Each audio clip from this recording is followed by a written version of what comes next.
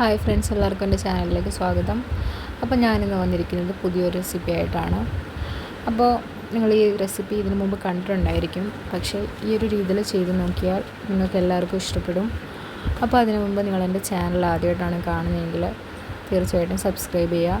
Video ഇഷ്ടമായെങ്കിൽ like ചെയ്യുക. നിങ്ങളുടെ ഫ്രണ്ട്സിനും ഫാമിലിക്കും വേണ്ടിയിട്ടൊന്ന് ഷെയർ ചെയ്ത് കൊടുക്കുക.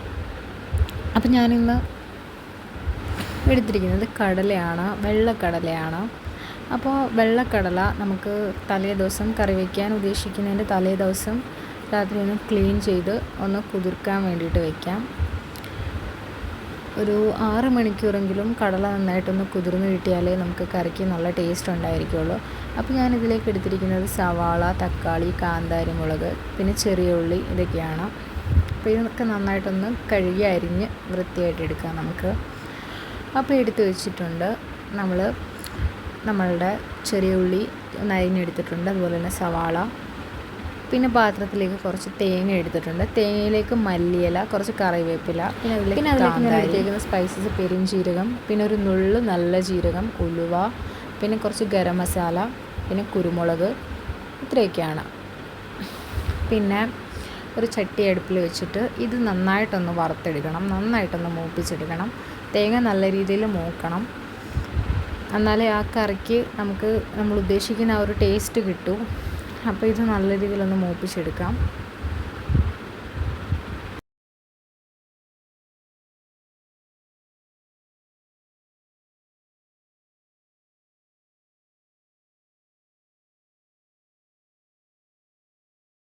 അപ്പോൾ ഇത് ഏകദേശം നല്ല രീതിയിൽ മൂത്ത് വരുന്നുണ്ട്. അപ്പോൾ ഇത് 4 റൗണ്ടിലായിട്ടൊന്ന് മാറ്റിയിട്ട് അതിൻ്റെ നടുവിലായിട്ട് കുറച്ച് വെളിച്ചെണ്ണ ഒഴിച്ചു കൊടുത്തിട്ട് വീണ്ടും നല്ല രീതിയിലൊന്ന് മൂപ്പിച്ച് കൊടുക്കാം. ആ വെളിച്ചെണ്ണ ഒഴിക്കുന്ന കാര്യം നമ്മൾ മറക്കരുത്, അതല്ലെങ്കിൽ ഇതിനൊരു അടുക്കി പിടിച്ചിട്ടൊരു മണം ടെക്സ്റ്ററൊക്കെ അങ്ങ് മാറിപ്പോവും. അപ്പോൾ വെളിച്ചെണ്ണ ഒഴിച്ചു കൊടുത്തിട്ട് നല്ല രീതിയിലൊന്ന് മൂപ്പിക്കാം. ഒരു 5 മിനിറ്റ് നമുക്ക് ആ വെളിച്ചെണ്ണ ഒഴിച്ചിട്ട് കൈയെടുക്കാവുന്ന ഇളക്കി കൊടുക്കണം. അതിനുശേഷം അതിലേക്ക് ഒരു കഷ്ണം ഇഞ്ചി എടുത്തിട്ട് ആ മിക്സിലേക്ക് നമുക്കൊന്ന് അരിഞ്ഞിട്ട് കൊടുക്കാം. അവിടെ നല്ല രീതിയിലൊന്ന് മൂപ്പിച്ചെടുക്കാം. അപ്പോൾ ഇത് ഏകദേശം മൂത്ത് വരുന്നുണ്ട്, കളറൊന്നും ചേഞ്ചായിട്ട് വരുന്നുണ്ട്. അപ്പോൾ ഞാൻ ഇതിനകത്ത് പൊടികളൊന്നും ഇട്ടിട്ടില്ല, അപ്പോൾ വന്നിരിക്കുന്ന കളർ ഇങ്ങനെയാണ്. അപ്പോൾ ഇതിലേക്ക് നമുക്ക് ഇനി നമ്മളുടെ മസാലയൊക്കെ ഇട്ട് കൊടുക്കണം. മസാല ഒരിക്കലും തേങ്ങ ഇടുന്ന ടൈമിൽ ഇട്ട് കൊടുത്താൽ പെട്ടെന്ന് തന്നെ കരിഞ്ഞു പോകാനുള്ള ചാൻസ് വളരെ കൂടുതലാണ്. അപ്പോൾ തേങ്ങ ഏകദേശം ഒരു നല്ല രീതിയിലൊരു മൂപ്പായതിന് ശേഷം ഇട്ട് കൊടുക്കുക. അപ്പോൾ ഞാൻ ആദ്യം ഇട്ട് കൊടുത്തത് മഞ്ഞൾപ്പൊടിയാണ്. മഞ്ഞൾപ്പൊടി ഇട്ട് കൊടുത്തിട്ട് നന്നായിട്ടൊന്ന് വീണ്ടും നല്ല രീതിയിൽ ഇളക്കി കൊടുത്തു. അതിനുശേഷം ഇട്ട് കൊടുത്തത് ഒരു ടേബിൾ സ്പൂൺ മുളക് പൊടി, ഒരു 2 ടേബിൾ സ്പൂൺ മല്ലിപ്പൊടി, ഇത്രയാണ് ഞാൻ ഇട്ട് കൊടുത്തത്. ഇത്ര ഇട്ട് കൊടുത്തിട്ട് നല്ല രീതിയിലൊന്ന് മൂപ്പിച്ചെടുക്കണം. ഏകദേശം ഒരു ഗോൾഡൻ ബ്രൗൺ കളർ ആവുന്നിടം വരെ നന്നായിട്ട് ഇളക്കി കൊടുക്കണം. ഇതിപ്പോൾ ആയിട്ടില്ല, നമുക്ക് മുളക് പൊടിയൊക്കെ ഇട്ട് കൊടുത്തിട്ടും നല്ല രീതിയിലൊന്ന് ഇതാക്കി കൊടുക്കണം. തീ ഒന്ന് കുറച്ചിട്ടേക്കാം.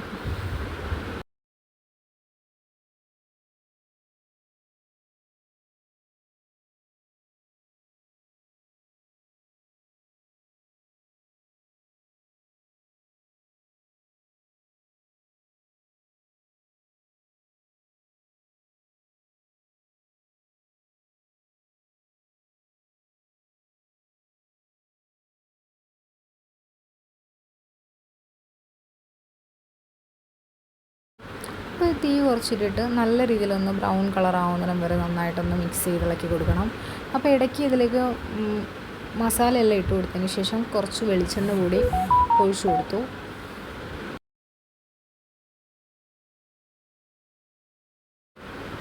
ഇപ്പോൾ ഇത് ഏകദേശം ആയി വന്നിട്ടുണ്ട്, ഏകദേശം ഒരു ബ്രൗൺ കളറൊക്കെ ആയി വന്നിട്ടുണ്ട്.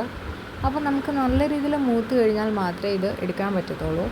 എടുത്തിട്ട് നമുക്ക് ഇത് തണുത്തതിന് ശേഷം നല്ല രീതിയിലൊന്ന് അരച്ചെടുക്കണം. അപ്പോൾ ഇതൊന്ന് മൂത്ത് വന്നിട്ടുണ്ട്, ഏകദേശം നന്നായിട്ട് മൂത്ത് വന്നിട്ടുണ്ട്. അപ്പോൾ അതിലേക്ക് നമുക്കൊരു മിക്സിയുടെ ജാർ എടുത്ത് കൊടുത്തിട്ട്, ഒരു നല്ല ഉണങ്ങിയ ജാറ്, നനഞ്ഞതെടുത്താൽ പെട്ടെന്ന് കുതിർന്നു പോവും. അപ്പോൾ എടുത്തിട്ട് അത് നന്നായിട്ടൊന്ന് പൊടിച്ചെടുക്കണം. നല്ല രീതിയിൽ തന്നെ വെള്ളം ഒഴിക്കാതെ നന്നായിട്ടൊന്ന് പൊടിച്ചെടുക്കണം. വെള്ളം ഒഴിക്കാൻ പാടില്ലെന്നല്ല, വെള്ളം നമ്മൾ ആദ്യം പൊടിക്കുന്ന ടൈമിൽ വെള്ളം ഒഴിക്കാൻ പാടില്ല, എന്നാലേ ആ ഒരു കറക്റ്റ് പൊടിഞ്ഞ് വരത്തുള്ളൂ, ഇല്ലെങ്കിൽ തേങ്ങ നന്നായിട്ട് അരഞ്ഞു വരില്ല. അപ്പോൾ ഇപ്പോൾ ഏകദേശം ആയിട്ടുണ്ട്, പൊടിഞ്ഞായിട്ടുണ്ട്. അപ്പോൾ ഈ പൊടിഞ്ഞിരിക്കുന്ന തേങ്ങയിലേക്ക് കുറച്ച് വെള്ളം ചേർത്തിട്ട് നന്നായിട്ടൊന്ന് അടിച്ചു കൊടുക്കാം. അപ്പം വെള്ളം ചേർത്ത് കഴിഞ്ഞാൽ നല്ല പേസ്റ്റ് പോലെ ആവും. ആദ്യമേ വെള്ളം ഒഴിച്ചു കഴിഞ്ഞാൽ നമുക്ക് പെട്ടെന്ന് നന്നായിട്ട് അരഞ്ഞു കിട്ടില്ല. ഇപ്പോൾ ഏകദേശം നല്ല രീതിയിൽ നല്ല കുറുകി നന്നായിട്ട് അരഞ്ഞു വന്നിട്ടുണ്ട്. അപ്പോൾ ഇതൊരു പാത്രത്തിലേക്ക് നമുക്ക് മാറ്റി കൊടുക്കാം.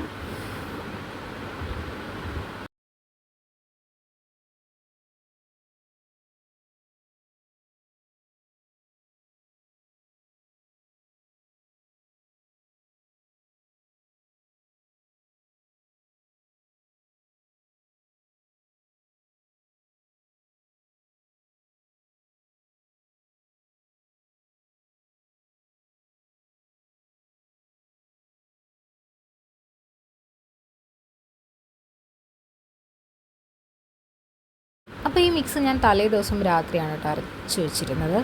അപ്പോൾ നമ്മുടെ കടല രാവിലത്തേക്കായപ്പോൾ നല്ല ഏകദേശം നല്ല സെറ്റായിട്ട് വന്നിട്ടുണ്ട്. നല്ല എന്താ പറയുക, ആ ഒരു നമുക്ക് കുതിർത്ത് വെച്ചപ്പോൾ നല്ല രീതിയിൽ വന്നിട്ടുണ്ട്. ഇത് നമുക്കൊരു കുക്കറിലേക്ക് ഇട്ടിട്ട് നന്നായിട്ടൊന്ന് വേവിച്ചെടുക്കാം. അപ്പോൾ ഇത് വേവിക്കാൻ വേണ്ടിയിട്ട് ഞാൻ ഇടുന്ന സാധനങ്ങൾ സവാള, തക്കാളി,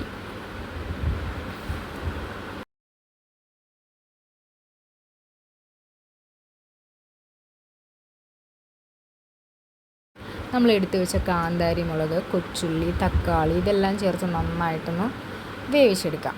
ഏകദേശം ഒരു നല്ല രീതിയിലൊന്ന് വേവണം. ഒരു 4-5 വിസിൽ വരുന്നത് വരെ നന്നായിട്ടൊന്ന് അടിച്ചെടുക്കണം. അപ്പോൾ ഇത് നമുക്ക് നന്നായിട്ടൊന്ന് അടിച്ചെടുക്കാം.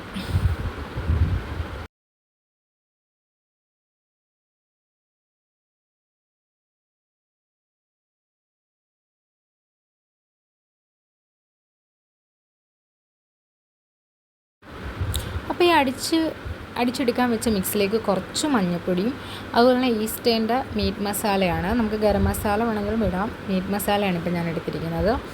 അപ്പോൾ ഇതും കൂടി ഇട്ട് കുറച്ച് വെള്ളം കൂടി ഒഴിച്ചിട്ട് നല്ല രീതിയിലൊന്ന് അടിച്ചെടുക്കണം. ഏകദേശം ഒരു 5-6 വിസിൽ വരുന്ന രീതിയിൽ അടിക്കണം. എന്നാലേ കടല കറക്റ്റായിട്ട് വേവത്തുള്ളൂ. അല്ലെങ്കിൽ സവാള മാത്രം വേകും. സവാള അതുപോലെ തന്നെ നമ്മൾ ഇട്ട് കൊടുത്ത ആ ഒരു വെജിറ്റബിൾസ് മാത്രം വേവും, കടല വേവില്ല.